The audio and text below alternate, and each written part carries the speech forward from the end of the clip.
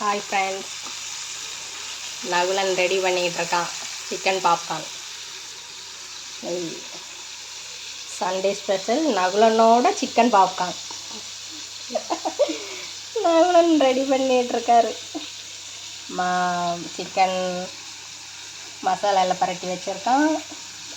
அது மேக்னேட் பண்ணுறதுக்கு மைதா மாவில் டிப் பண்ணி அதுக்கப்புறம் எண்ணெயில் போட்டு பொரித்து எடுத்து வச்சுருக்காரு தனியாக.